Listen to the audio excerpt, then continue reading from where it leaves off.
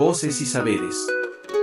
Un podcast en el que se abordan temas actuales desde una perspectiva educativa y comunicativa.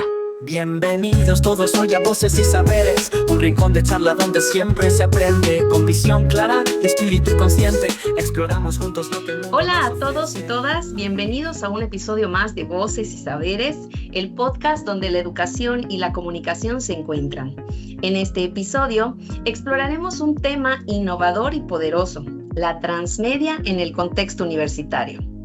¿Puede una historia atravesar plataformas y seguir siendo educativa? ¿Está la universidad preparada para esta forma de pensar y comunicar? Quédate con nosotros y descúbrelo. Como siempre, nos da mucho gusto que nos acompañen. Hola David, bienvenido. Hola Michelle, hola a todos y todas. Como bien dices, las historias son muy poderosas y algunos de los factores que contribuyen a ello suelen ser los medios y la manera en cómo se presentan. Y es por ello que veremos qué es la narrativa transmedia y cómo puede ser utilizada en el ámbito educativo. Bueno, Michelle, ¿por qué no iniciamos la historia de hoy y nos presentas a nuestra invitada? Claro que sí, David. Me emociona mucho presentar el día de hoy a María Luisa Zorrilla. Ella es doctora en educación por la Universidad de East Anglia, Reino Unido, maestra en comunicación por la Universidad Nacional Autónoma de México y licenciada en comunicación por la Universidad del Noreste. Es profesora investigadora de tiempo completo, adscrita al Instituto de Ciencias de la Educación de la Universidad Autónoma del Estado de Morelos desde 2009. También es titular de la Dirección General de Formación Multimodal EUAM. Tiene distinción vigente del Sistema Nacional de Investigadores y cuenta con variadas publicaciones en temas de formación multimodal, competencias digitales y narrativa transmedia. María Luisa, bienvenida. Muchísimas gracias por participar con nosotros. ¿Qué tal? Muy buenas tardes, encantada de estar aquí. Bueno, María Luisa, ¿qué te parece si comenzamos pues respondiendo a la pregunta de qué es narrativa transmedia y cómo la podemos entender desde el contexto educativo? Bueno, pues mira, para quienes no están familiarizados con este concepto de narrativa transmedia, se refiere a cuando tenemos un contenido que distribuimos a través de varios soportes mediáticos. Pero aquí lo particular de lo transmedia es que cada uno de estos soportes contiene parte de la historia. Es decir, no se trata de contar la misma historia en diferentes soportes, sino de construir un hilo narrativo entre varios soportes mediáticos. Y otro aspecto importante a considerar es que debe haber pistas o algunos, digamos, vínculos o hilos que vayan precisamente creando ese hilo narrativo entre esos diferentes contenidos con los cuales se arma, digamos, esta narrativa transmedia. En esta lógica, pues muchos contenidos educativos se pueden distribuir de esta manera, es decir, podemos generar un ecosistema de contenidos en donde tengamos varias piezas en diferentes soportes mediáticos que conecten entre sí para entregar un determinado contenido que queremos poner a disposición del estudiantado. Entonces, y un último aspecto que me gustaría destacar, digamos, para que esté completa la fórmula, es que en todos los conceptos transmedia es importante el involucramiento activo del lector, pero esto es especialmente importante en el ámbito educativo, o sea, presuponen un rol activo del lector, de forma tal que se convierte en un co-creador de esa narrativa, ¿no? No es nada más un consumidor o un lector, sino que un componente importante de lo transmedia es activar al lector. Entonces eso sería como lo esencial que tal vez tendríamos que tomar en cuenta. Ahora, cuando yo digo en varios soportes mediáticos, me refiero a diferentes formatos, ¿no? Entonces, estamos hablando de que podemos tener un texto, un video, un audio, un videojuego. O sea, eso es a lo que me refiero cuando digo que tenemos contenido en diferentes soportes mediáticos. Y en este caso, María Luisa, hablando de los soportes tecnológicos, ¿tienen que ser creados por la misma persona que está configurando el recorrido transmedia o puede obtenerlos de todos los recursos que pueden estar presentes en la web? Bueno, esta pregunta me parece muy interesante porque precisamente están lo que son productos transmedia que son creados como tales, generados para ese propósito, pero pues que requieren una serie de condiciones pero existen, digamos, opciones más accesibles para, por ejemplo, para los profesores, que yo he denominado experiencias transmedia. Y la diferencia importante que aquí me parece es que en una experiencia transmedia podemos aprovechar contenidos que ya existen. Y entonces, ¿cuál es el rol del profesor en diseñar o en crear esa experiencia transmedia? Bueno, el rol cumple varias funciones. La primera de ellas es la de la curaduría, ¿no? Porque el profesor se convierte en curador de contenido educativo al momento de tener que buscar esos contenidos, validarlos, ver que sean contenidos confiables, que atiendan el objetivo de aprendizaje que persigue, ¿no? Que tengan la relevancia curricular que busque, etcétera, que sean apropiados para la edad de los estudiantes con los que está trabajando. Entonces, una vez que el profesor selecciona esos elementos en esa labor de curaduría, bueno, ya tiene las piezas de su experiencia transmedia, pero no basta con ello.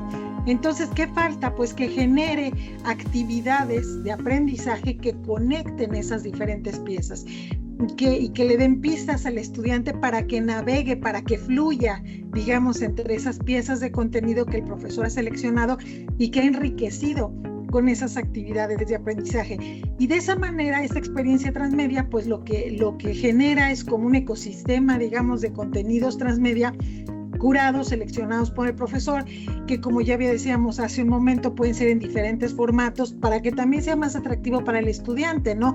Que no sean texto, ¿no? Sino que haya diferentes formatos. Y bueno, y crear esas pistas y esos puentes entre esos contenidos para generar ese flujo del estudiantado a través de todo ello, y que realmente sea de esto que se ha denominado teóricamente navegación transmedia. Sí, realmente esto es muy interesante porque es una manera mucho más amplia o abierta de presentar información, porque es más atractivo, no se vuelve monótono, como bien comentaba, no es texto, sino que puede hacer uso de muchos recursos. Entonces, en este sentido, ¿cómo puede implementarse en el ámbito educativo la transmedia sin necesidad de muchos recursos tecnológicos? ¿Es posible? Sí, claro que sí es posible. De hecho, pues a veces existe el malentendido de que todo lo transmedia es digital y es en línea y se requiere, digamos, ciertas facilidades tecnológicas y de conectividad. Si bien la conectividad y la tecnología pues sí hace que las experiencias transmedia sean más ricas, también tenemos, digamos, documentos e información acerca de experiencias transmedia que son, digamos, de baja tecnología o que mezclan lo digital con lo físico. De hecho, existe este término, ¿no?, de figital o figital, ¿no?, que es en donde mezclamos lo físico con lo digital. De hecho, incluso las grandes franquicias de lo transmedia en el ámbito del entretenimiento juegan con estos dos planos, ¿no?, el de lo físico y el de lo digital, ¿no? Digo, por ejemplo, si pensamos en algo así como muy típico de lo transmedia, Harry Potter, ¿no? Bueno, puede ser que tú estés leyendo el libro en papel y que consumas otros productos como videojuegos en un contexto digital, pero también vas igual a visitar el parque de diversiones y vives en primera persona, de forma experiencial, vivencial, el introducirte en ese universo narrativo. Entonces ahí estamos cruzando fronteras entre lo físico y lo digital. Y lo mismo pasa cuando diseñamos experiencias educativas transmedia. Podemos estar considerando que parte de la experiencia sea mediada por tecnologías o incluso mediante conectividad a internet, pero también parte de la experiencia puede ser en el contexto áulico offline, ¿no? Y esto, bueno, pues ya después les dejo el vínculo, lo tenemos bien documentado. Hicimos porque participaron estudiantes que yo asesoré en el posgrado, y participé yo junto con unos colegas en la Universidad Católica de Manizales en Colombia. Hicimos un libro que precisamente documenta experiencias educativas transmedia en México y en Colombia. Y precisamente varias de las experiencias, sobre todo los colegas de Colombia, son en contextos de personas, pues niños de comunidades marginadas. Y entonces ellos tienen muchas actividades precisamente que son con materiales físicos y offline. Entonces, pues sí, podemos diseñar experiencias transmedia de alta, de baja y de nula tecnología. Es sumamente interesante porque esto que nos comentas nos hace pensar que no solamente es usar recursos de diferentes plataformas o formatos, sino que hay que tener una lógica y un hilo conductor que propicie que el estudiante reflexione, que cree, que modifique tal vez esos mismos recursos que se tienen. Y esto me lleva a la pregunta de qué ventajas observas cuando trabajas con transmedia frente a las metodologías tradicionales. Bueno, pues yo identifico varias ventajas y bueno, también las han comentado otros autores, ¿no? Yo creo que una de ellas, las principales tienen que ver con la activación precisamente del estudiante, ¿no? Y en este sentido, precisamente un autor que trabaja, que es el que todo el mundo cita cuando hablan de transmedia, que es Henry Jenkins, él precisamente habla de navegación transmedia, y al hablar de navegación transmedia, pues asumimos que el estudiante navega, no es un navegante, ¿no? Que va explorando esos contenidos que estamos poniendo a su disposición a través de esta experiencia o de este ecosistema transmedia. Y entonces esta posibilidad o este hacer sentido y construir conocimiento a partir de diferentes fuentes, eso es la navegación transmedia, ¿no? Que vamos juntando las piezas, pero en un rol activo como estudiantes. Pero no es lo único que pasa con el estudiante en términos de su activación. Hace un momento, cuando hablábamos de que era importante considerar, cuando pensábamos en transmedia, yo decía que era muy importante que el lector fuera un co-creador, es decir, que se involucrara activamente en la creación. Entonces, esa es la segunda ventaja grande que yo veo, que no nada más se trata de hacer una colección de contenidos que el estudiante va a consumir como lector, sino que debe haber actividades para, valga la redundancia, activarlo en términos de que genere contenido propio, que además, pues obviamente ese contenido no solo va a contribuir a esa experiencia transmedia, sino que es la devolución que hace el estudiante de su aprendizaje, ¿no? Es donde nosotros como profesores podemos ver precisamente cómo está conectando esos puntos, cómo está creando ese sentido a partir de esos diferentes componentes que se ponen a su disposición. Entonces, esas dos formas de activarse, tanto como navegante y como co-creador, a mí me parece que son, digamos, de las principales ventajas.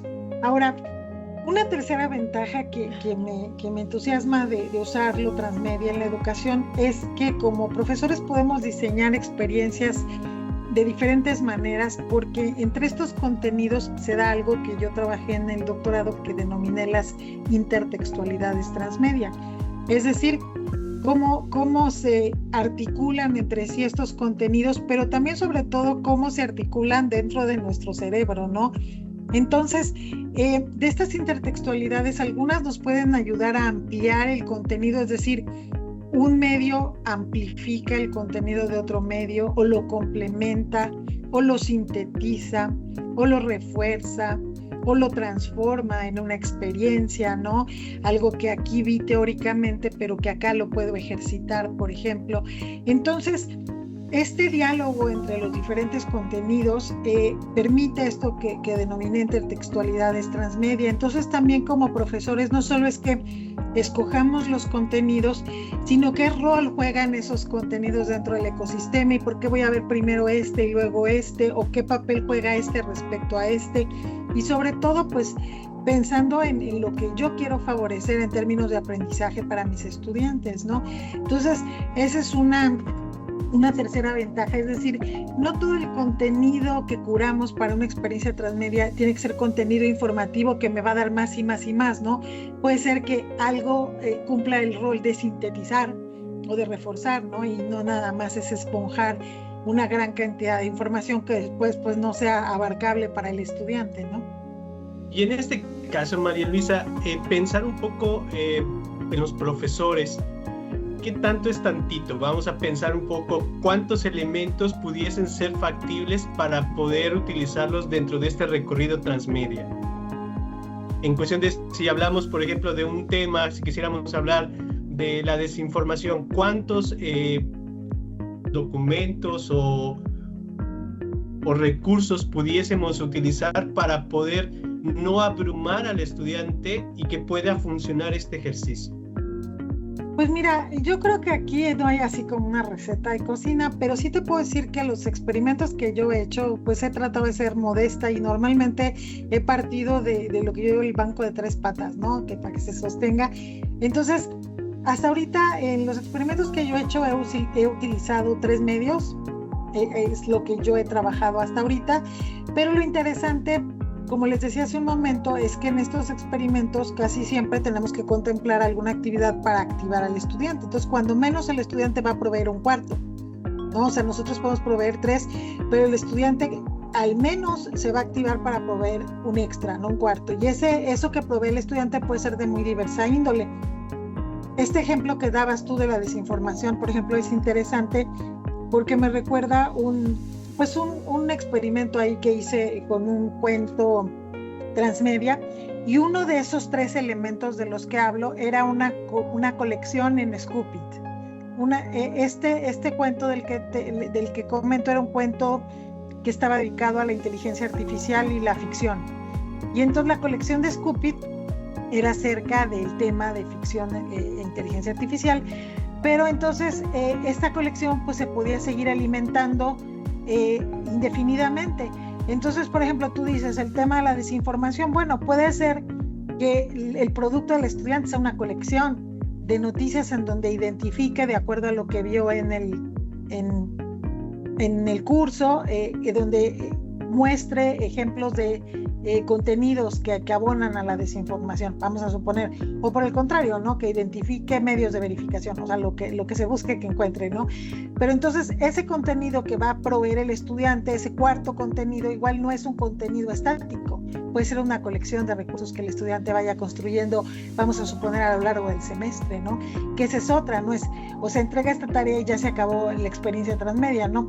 O sea, por eso puede ser que esa apertura para la activación del estudiante como co-creador sea algo que pues se pueda trabajar longitudinalmente en el semestre, ¿no?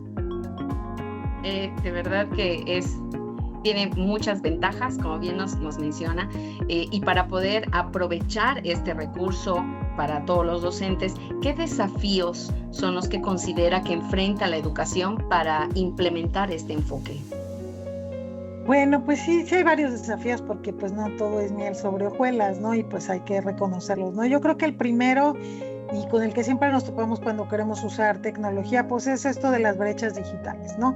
Y las brechas digitales tanto entre los docentes como entre los estudiantes, ¿no? Y no estamos hablando nada más del acceso en sí a la tecnología y a la conectividad, sino también las competencias que tienen unos y que tienen otros, ¿no? Entonces esas disparidades, pues en una sociedad tan desigual como la nuestra, pues siempre pueden ser un desafío. Aunque, como ya les había comentado, afortunadamente lo transmedia pues también nos permite generar experiencias de baja tecnología, ¿no? Entonces ese sería el primer desafío, ubicar realmente cuál es el contexto en el que estamos, ¿no? Porque yo lo veo mucho hoy día con los estudiantes, hay muchos estudiantes que todo lo hacen en el celular, que no tienen computadora, por ejemplo, ¿no? Y entonces dices, bueno, si solo usan celular es un escenario diferente a que si yo estoy asumiendo que tienen una computadora. Hay cosas que requieren de una computadora y si yo asumo que la tienen, pues igual ya va a fallar la estrategia, ¿no? Entonces, ubicar bien estas brechas sería el primer desafío. El segundo, yo creo que a veces es el propio currículo y la forma en cómo está planificado. Yo he visto cuando hemos trabajado esto en algunas escuelas que siempre el problema es el tiempo. Es que hay que cubrir este tema en tanto tiempo y siempre está muy acotado el tiempo para cubrir los temas, ¿no? Y está retacado de temas el currículo y hay que abarcarlo todo. Y este tipo de experiencias pues a veces sí requieren invertirle un poquito más de tiempo y entonces pues viene un poco este pánico de que estamos, digamos, dedicándole más tiempo a un tema del que está estipulado en el programa, ¿no? Entonces, ese es otro desafío de cómo están diseñados los currículos en nuestro país, ¿no? Y el tercer desafío, pues es también que ahora sí que la voluntad y disponibilidad del profesor para involucrarse en desarrollar algo como esto, ¿no? Porque pues no solo le requiere ciertas competencias, sino que finalmente pues es una inversión de tiempo, de trabajo, generar la experiencia. Pero yo sí quisiera hacer énfasis en esta palabra de inversión, que, ok, si este semestre tal vez me va a implicar mucho más trabajo desarrollar esta experiencia transmedia, pero entender como docentes qué es eso, que es una inversión que va a redituar, porque la vamos a poder usar tal vez en los próximos semestres, es decir, no es algo que voy a diseñar para este grupo y esta vez ya se acabó, sino que probablemente pueda seguir usándolo en próximos semestres y enriqueciéndola. Entonces, yo lo veo más como una inversión y entonces en ese sentido, pues sí hay un costo-beneficio, ¿no? Entonces, yo creo que esos son los tres desafíos principales, ¿no? Las brechas digitales, el propio currículo y pues que el profesor se anime a invertir su tiempo y su trabajo en este tipo de iniciativas, ¿no? Claro, dentro de esta charla ya nos has comentado algunos ejemplos sobre el uso de la transmedia, pero nos gustaría que nos pudieras mencionar aquella experiencia transmedia que para ti resulta significativa y que hayas dicho, bueno, este es como el mejor ejemplo que yo he logrado desarrollar y que me gustaría compartir con quienes nos escuchan. Bueno, pues he hecho varias cosas y afortunadamente he podido trabajar con chicos pues desde secundaria hasta con universitarios, ¿no? He trabajado en diferentes niveles y con diferentes tipos de recursos. Y bueno, pues mi inmersión más profunda a esto pues es a partir de un interés creativo mío, ¿no? Entonces yo empecé escribiendo novelas transmedia para público adolescente. Actualmente ya tengo 3. Las 3 las he publicado con apoyo de Conaculta y de Fonca. Son novelas para adolescentes. Y entonces, bueno, yo empecé haciendo esto un poco para estimular la lectura. Pero después, pues ya en el momento de ir armando las novelas, conforme he ido avanzando, en todas las 3 entregas, esto es una saga. Y entonces, bueno, tengo las 3 primeras.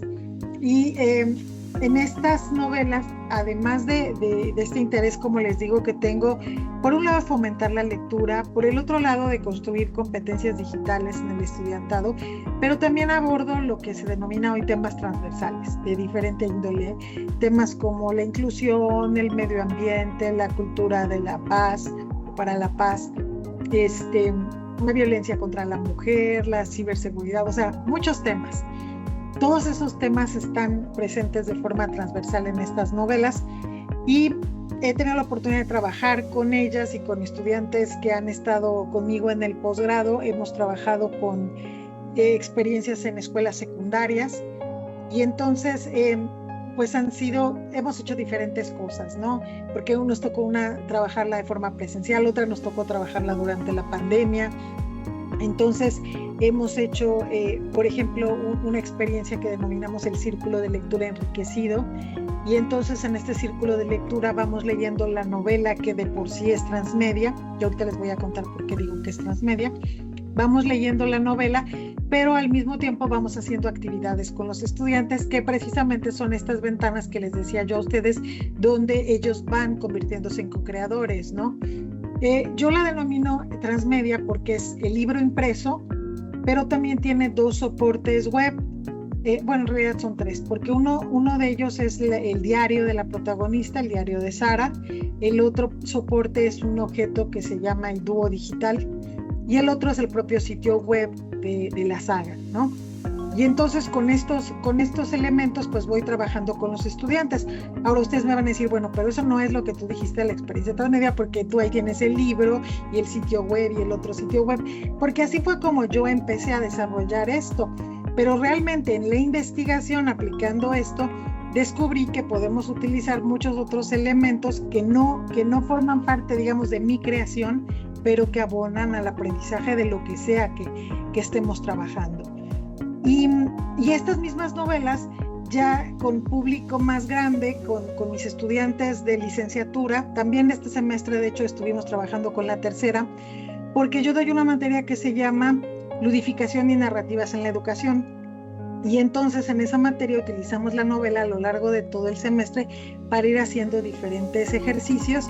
Y precisamente el último ejercicio es que ellos, como todos estos estudiantes están estudiando la carrera de educación mediada por tecnologías, pues entonces ellos se van a convertir en productores de este tipo de experiencias.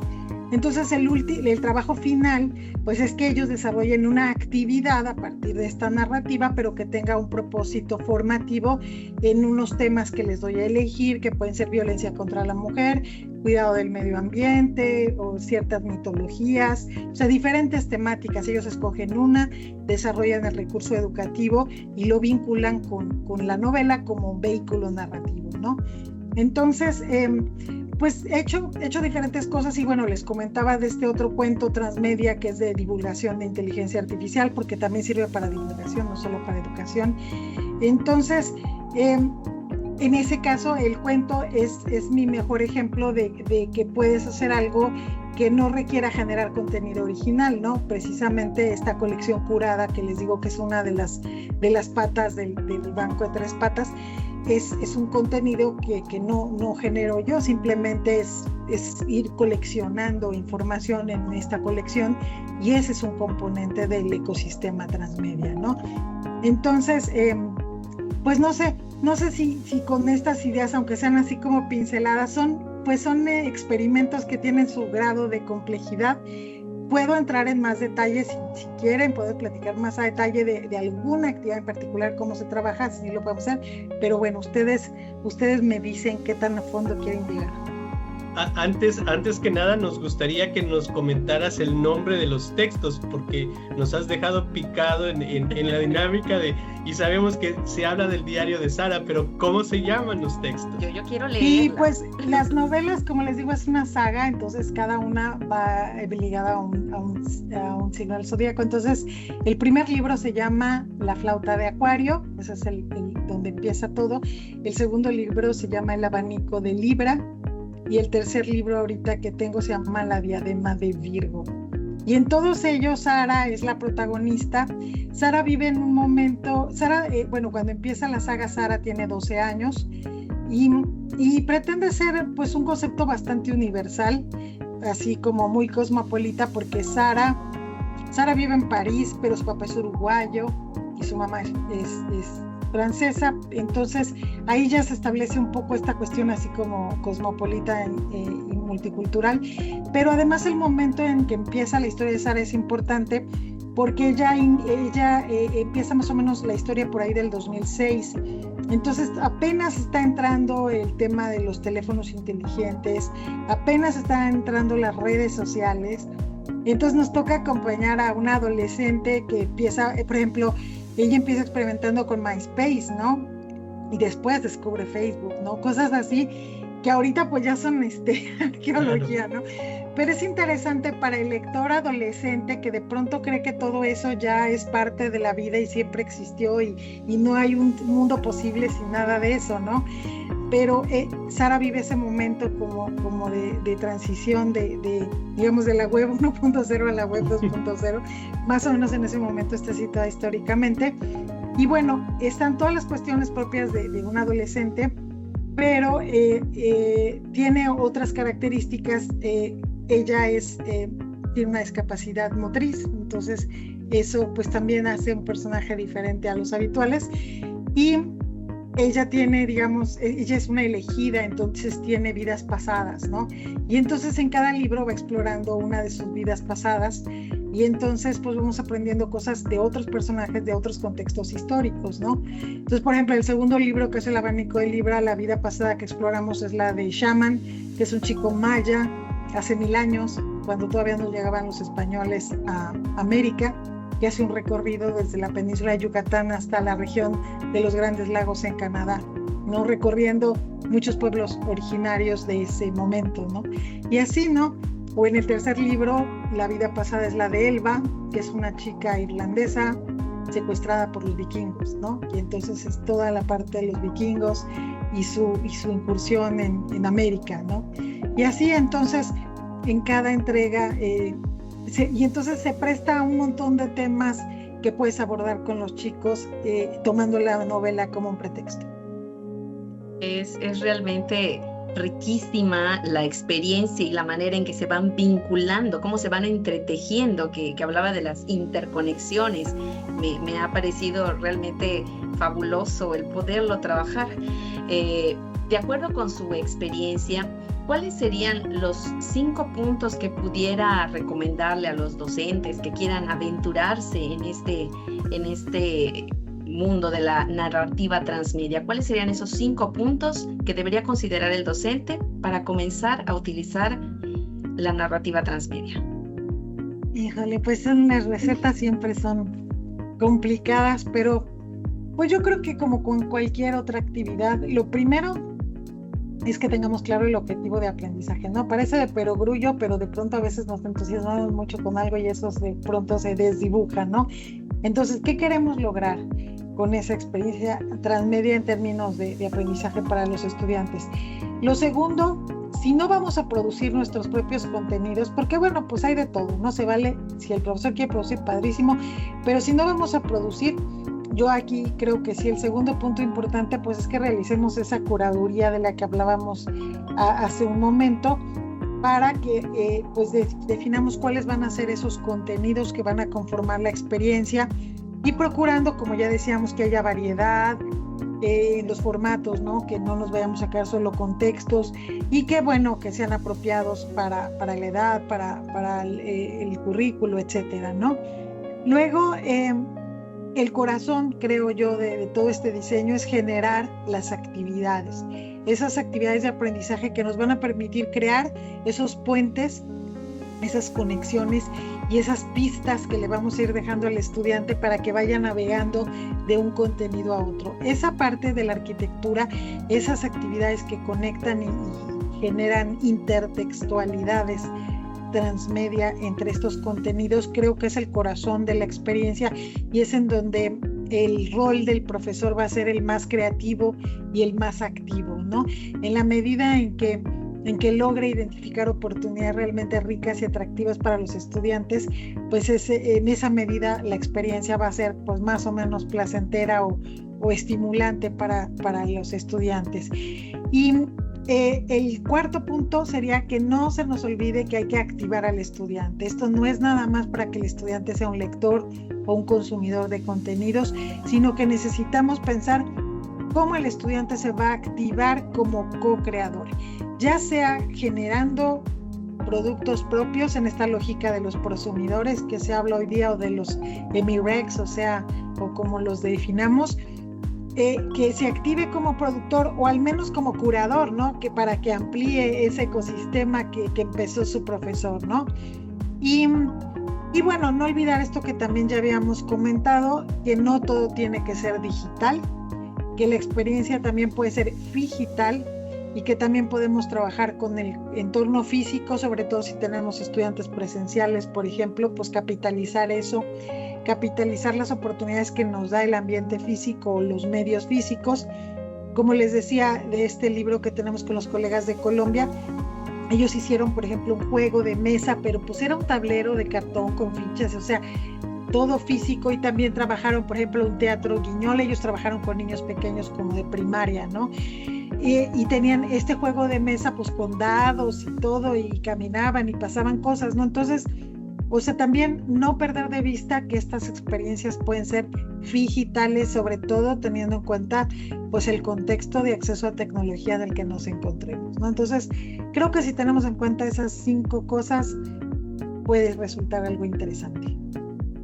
Te agradecemos, María Luisa. Realmente el tiempo es muy corto para poder ir profundizando en estos temas, sobre todo porque hay elementos que me parecen fundamentales irlos tal vez abordando, la necesidad de abordarlos con más detenimiento para poder degustarlos dentro de esto, ¿no? Por ejemplo, la hipertextualidad que referías, este intercambio de cómo vincular y desarrollar una lógica en función de los diferentes recursos y plataformas, me da una serie de ideas de lo que podría venir más adelante en relación a otros episodios, y del cual quisiéramos invitarte para poder continuar hablando de este enfoque transmedia, que indudablemente es algo que no solamente lo vivimos indirectamente, sino que tiene un buen resultado si lo podemos a la práctica en el ámbito educativo.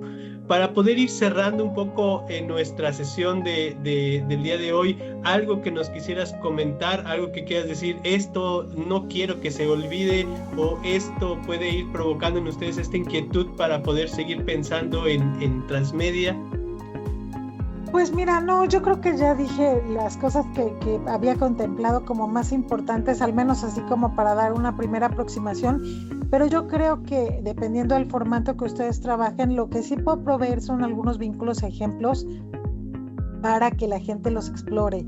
No, o sea, si alguien se interesa en el tema, yo con mucho gusto les puedo mandar algunos vínculos, por ejemplo, a este cuento transmedia o algunas cositas que hay, o sea, que tengo, como para que pues no se quede nada más así en la parte como teórica que yo platico, sino que si ustedes pueden poner a disposición algunos ejemplos para quien siga el podcast y que pueda decir, a ver si me interesa, bueno, pues ahí está el ejemplo, explóralo, ¿no? Entonces, pues eso sería como lo que yo tendría como algo pendiente, si ustedes están de acuerdo, ¿no? Sí, claro. Para nosotros es importante porque haciendo énfasis a este apartado de transmedia, pues necesitamos ir proyectándolo en diferentes plataformas y hacer ese hilo conductor, ¿no? Que no solamente cuente qué es, sino que también permite el reconocimiento de otras experiencias.